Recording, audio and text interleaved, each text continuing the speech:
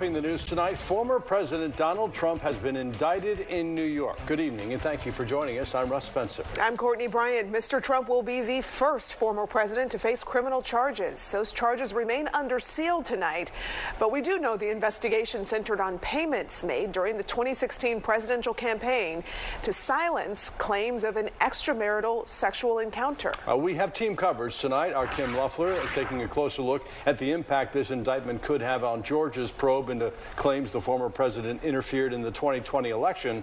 But we begin tonight in Washington with Fox's Caroline Shively as reaction pours in, including from the former president himself.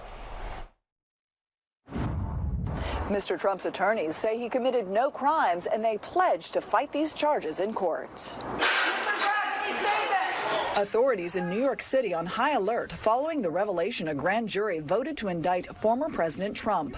The charges relate to a hush money payment made to adult film star Stormy Daniels. It's a raw political prosecution. Now, the indictment may come out with a crime that none of us have heard of. Accusations against Mr. Trump stem from his former attorney, Michael Cohen, paying Daniels $130,000 to remain quiet over an alleged sexual encounter with the former president.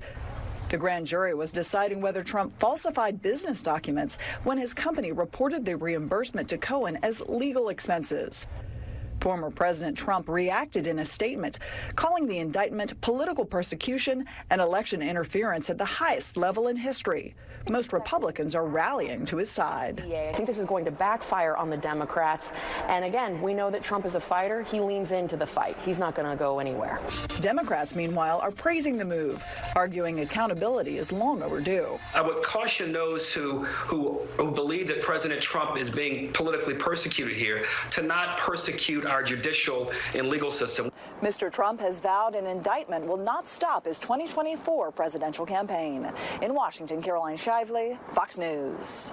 Caroline, thank you. There are questions now about what, if any, impact former President Trump's indictment in New York will have on the special grand jury probe here in Fulton County. Fox 5's Kim Loeffler went to a legal expert for answers on that. Kim, important to point out that these two cases are entirely different. Yeah, that's exactly right. And prosecutors are looking at violations under each separate state law. A legal expert I spoke to says there should be no legal impacts on the case here in Georgia, but it's still too early to know if any potential backlash from the New York decision could impact the Georgia case moving forward. Not a huge surprise that this is the outcome. Emory law professor Kay Levine says indictments are common when a grand jury like the one in New York is called. First of all, it's secret. You would really think of it as the prosecutor's show. The defendant, or the person who is under suspicion, is not allowed in the room. There is no defense attorney allowed in the room. The prosecutor calls the witnesses that he or she wants the grand jury to hear from. And the prosecutor is the one who instructs the grand jury on the state of the law. In the New York case, a majority of the 23 grand jurors had to vote to indict the former president. For the case in Georgia involving claims that Trump and his allies criminally interfered with the state's 2020 election results, a special grand jury was impaneled in May of 2022, different from the indictment grand jury held in New York, which is focused on determining probable cause. Probable cause means people define it differently, but basically, is there a fair probability that a person who's subject to these laws has violated them, right? That a law has been violated and this is a person responsible. Portions of the Fulton County Special Grand Jury's report released in February showed jurors found no widespread fraud in Georgia's 2020 elections. They did write some of the witnesses may have committed perjury. And while legally the cases are separate, Levine says there could be impacts on the Georgia case. There may be a firestorm of backlash and certainly agitation among people who are supporters of the person who is at the heart of both